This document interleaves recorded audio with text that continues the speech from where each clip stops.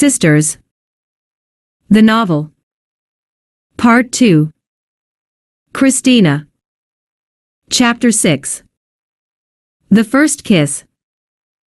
We danced, we drank, and danced again in the nightclub well into the night. At around 3 o'clock in the morning, I got a bit tired and asked David if it was time to leave. Sure, he said, and we moved to the exit, accompanied by our new friends. The night was warm and misty. Once outside, we started kissing each other goodbye. Well, actually, it was they who kissed my hips, waist, or stomach, depending on how high they could reach, while I was just standing there, kissing the air high above their heads, feeling a bit too exhausted to bend.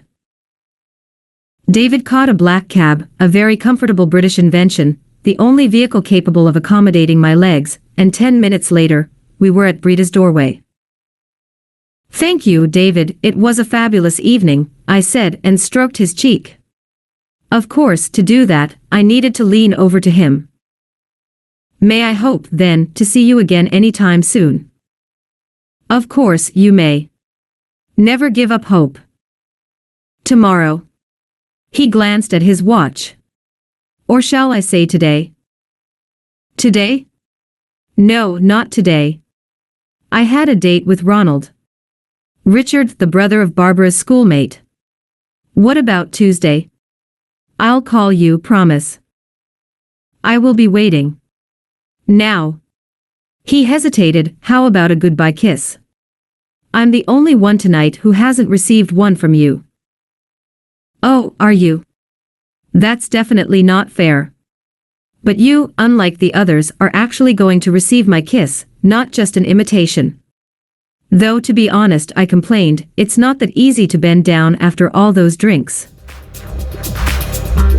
Like the story? Then you're in for a treat. Dive into more old gems and fresh madness, including the sharp, cheeky, and delightfully absurd Turkish Hotel. Read them all, or just peek, on my Patreon. Totally free. Just scan the QR code and come say hi. No problem, Kristina. What do you have in mind? My own mind rushed into some interesting options. With him standing down there, it could be quite an experience. He, however, just jumped on the porch. Then thought a little, and climbed a step higher. Then another. And another one. Is this okay? It wasn't, but there was nothing else David could do. He was already at the top of the porch, still considerably lower than it'd take for him to reach my lips. It's okay, David, I smiled, and put my hands on his shoulders. You've done all you could, haven't you? And, bending down again, I awarded him with a kiss. A pretty long one. He moved his hands up to my shoulders and embraced my neck. Thank you, Krista. You're simply amazing. I know. Unbloody believable. I giggled and kissed him again. This time, briefly. Just another one of that endless arsenal of girls' tricks. Don't assure the guy that you like him unless you're sure he's already deeply in love. Otherwise, you may end up deeply disappointed. And now, let's call it a day, I suggested. Let's, he sighed, stroked my shoulder as if saying a tactile goodbye, and jumped off the porch. He was standing there in front of me, his head at the level of my skirt, his neck not even tilted up, tired. Sobbing. Admiring what he saw.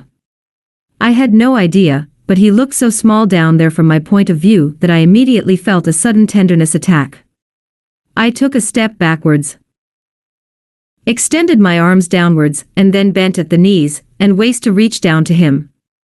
I hugged him then, and gave him another kiss. The French style. I didn't have any thoughts in the back of my mind any longer. I just wanted to make him happier. And that, in turn, made me happier too, even if only for the duration of the kiss.